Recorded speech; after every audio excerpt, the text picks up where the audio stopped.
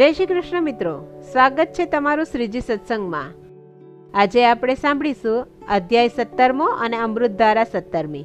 તો ચાલો શરૂઆત કરીએ। અધ્યાય 17મો। સુદેવનો પુત્ર વાવમાં ડૂબી મર્યો।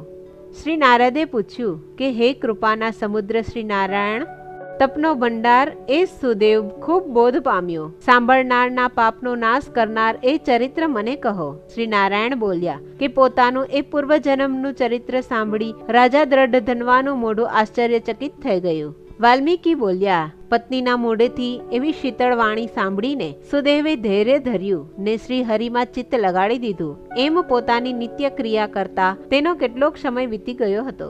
એક સમયે યજ્ઞ માટે કાષ્ઠ, ધર્મ તથા ફળ વગેરે લેવા માટે વનમાં ગયો। તે જ દિવસે તેનો પુત્ર મિત્રોની સાથે વાવ પર ગયો હતો। બધા છોકરા પ્રેમપૂર્વક રમતા હતા। ત્યાં ઉભેલા છોકરાઓએ તેણે ઘેરી લીધો હતો। મિત્ર વર્ગના ભયથી તેણે જલ્દી ઊંડા પાણીમાં ધસી જવાની ઈચ્છા કરી અને દેવથી પ્રેરાઈ ત્યાં ઊંડા પાણીમાં પોતાનો શ્વાસ રોકી ડૂબકી મારી, પણ ત્યાં તો તે ગભરાઈ ગયો। પાણી ઘણું જ ઊંડું હતું, તેથી તે એકદમ ત્યાં પાણીમાં જ ગુંગળાઈ જઈને મરણ પામ્યો। આમ પાણીમાંથી તે બહાર ના આવ્યો। બાળકોએ આ વાત તેની માતાને જણાવી। બાળકોની વાણી સાંભળી પુત્ર પર પ્રેમવાળી ગૌતમી તરત જ બેભાન થઈ જમીન પર ઢળી પડી। એ જ સમયે બ્રાહ્મણ સુદેવ વનમાંથી આવી પહોંચ્યો અને પુત્રનું મરણ સાંભળી તે પણ બેભાન થઈ પૃથ્વી પર પડ્યો। થોડી વારે ભાનમાં આવી તેઓ બંને પેલી વાવ પર ગયા। ત્યારે મરણ પામેલા પુત્રને ભેટી પડી સુદેવ પુત્રના મુખ પર વારંવાર ચુંબન કરવા લાગ્યો। મરેલા પુત્રને વારંવાર તપાસવા લાગ્યો ને વિલાપ કરી રડતો આમ કહેવા લાગ્યો। સુદેવ બોલ્યો, ઓ પુત્ર, મારા શોકનો નાશ કરનારી સુંદર વાણી તું બોલ। હે પુત્ર, ઘરડા માતા પિતાને અહીં છોડી દઈ તારે જતા રહેવું યોગ્ય નથી। તારા મિત્રો તને વેદ અધ્યયન કરવા માટે બોલાવે છે। હું તને છોડીને ઘેર જવાનો નથી। અરે રે, મારા કયા કર્મના પરિણામથી મારો પુત્ર અકાળે મરણ પામ્યો છે? આવો નિર્દય વિધાતા, હું ગરીબ છું, તેને ખૂંચવી લેતા તને કંઈ શરમ નથી આવતી? મારા ભાગ્યને લીધે જ આમ બન્યું છે। બેટા, એકવાર તો વાણી સંભળાવ અને જલ્દી દયા કર। તને દયા કેમ ઉપજતી નથી? આજે અમને પૂછ્યા વિના મરણના માર્ગે તું કેમ જતો રહ્યો છે? ખરેખર રાજા દશરથને ધન્યવાદ પાત્ર હું માનું છું કે તેણે શ્રી રામચંદ્રના વનમાં પધાર્યા ત્યારે પુત્ર વિયોગના તાપથી બળી જઈ પ્રાણ છોડી દીધા હતા, પણ મારો પુત્ર તો મરી ગયો છે, છતાં હું હજી જીવતો છું, તો ધિક્કાર છે મને।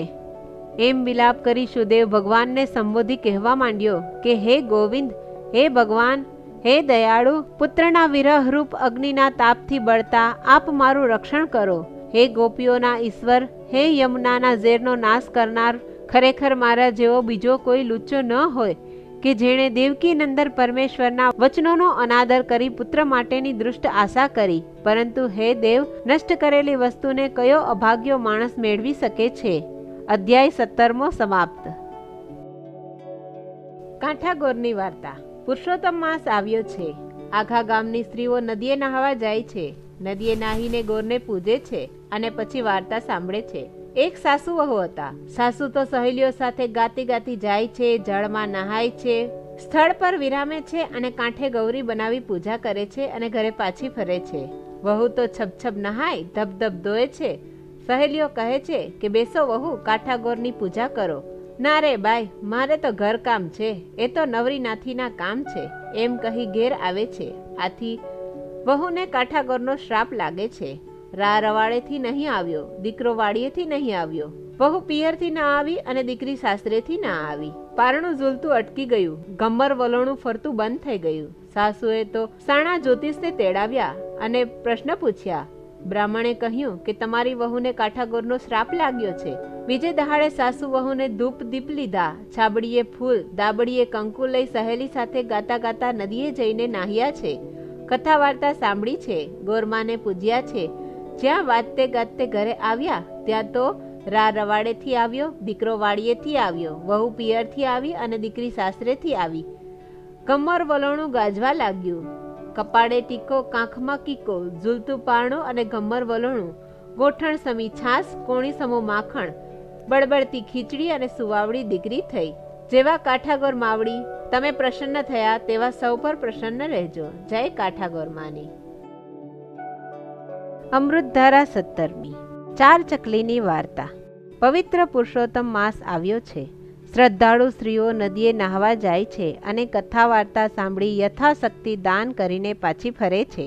ગામ નાનું છે. નદીથી થોડે દૂર એક વડનું ઝાડ આવેલું છે. તેની નીચે ઘણી સ્ત્રીઓ વિસામો લેવા બેસે છે અને ધર્મની વાતો કરે છે. કામ ધંધાથી પરવારીને પુરુષો પણ નદી કાંઠે ભેગા થાય છે અને જાત જાતની કથા વાર્તાઓ, પોતાના અનુભવો એકબીજાને સંભળાવે છે. બાળકો પણ આવીને જાત જાતની રમતો રમે છે અને આનંદ માણે છે. આવી રીતે નદી કાંઠો દિવસભર ગાજતો રહે છે. એક દિવસ 4 સ્ત્રીઓ ઝાડ હેઠળ બેસીને ધર્મની વાતો કરી રહી હતી. એક કહે છે કે ઉપવાસનું ફળ મોટું છે. ઉપવાસ કરે તેને રાજાશાહી મળે છે.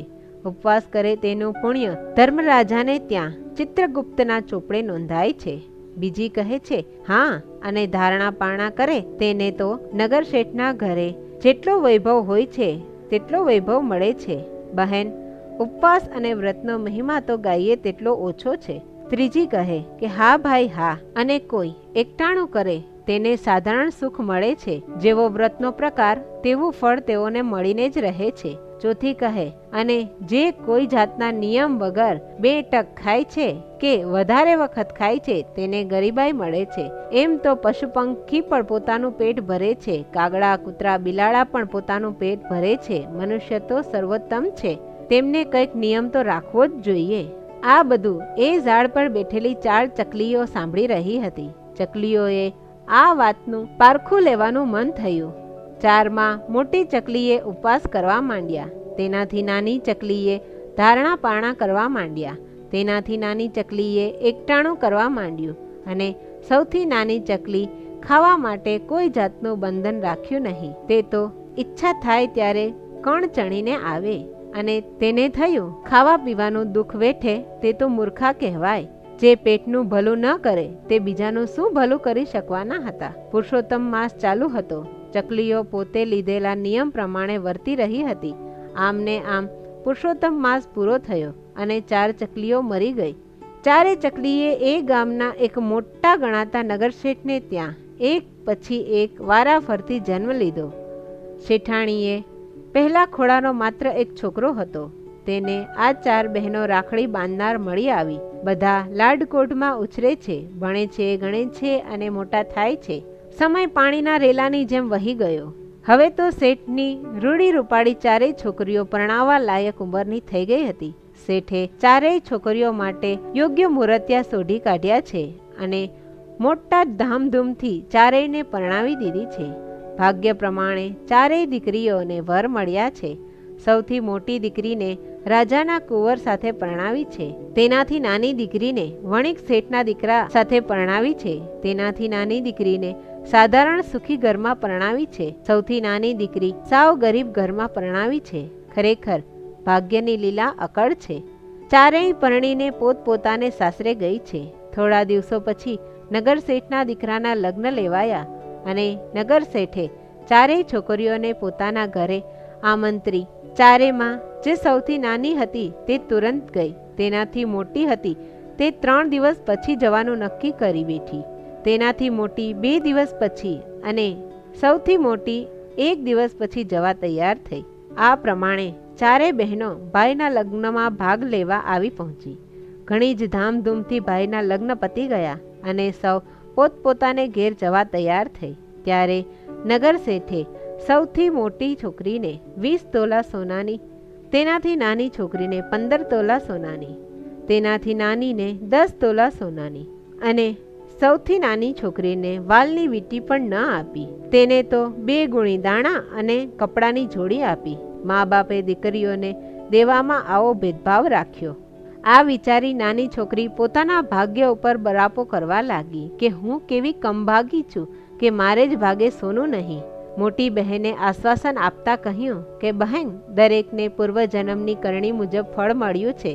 આગલા ભવમાં આપણે 4 ચકલીઓ હતી. એક વેળા અધિક માસમાં આપણે પુરુષોત્તમ ભગવાનનું વ્રત કર્યું હતું. તેમાં તે ખાવા પીવાનો કોઈ નિયમ રાખ્યો નહીં. આખો મહિનો ખાખા કર્યું. તેથી તને ગરીબાઈ મળી છે. તારાથી મોટી બહેને એકટાણા કર્યા હતા, તો તે આ ભવમાં તેને સાધારણ સુખી ઘર મળ્યું છે. તેનાથી મોટી બહેને ધારણા પારણા કર્યા હતા, તેથી તેને નગર શેઠનું ઘર મળ્યું છે.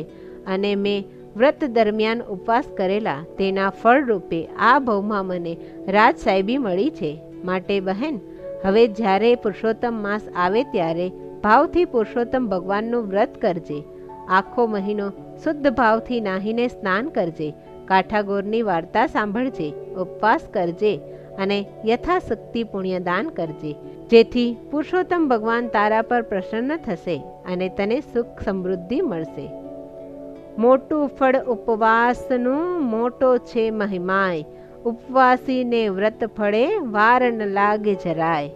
પુરુષોત્તમ ભગવાનના વ્રતમાં ભાવિકો જેવી ભક્તિ કરે છે તેવું તેને ફળ મળીને જ રહે છે. જય પુરુષોત્તમ પ્રભુની, જય કાઠાગોર માની. મિત્રો, મારી આ વાર્તાને લાઈક, શેર અને સબસ્ક્રાઈબ કરવાનું ચૂકશો નહીં. જય શ્રી કૃષ્ણ.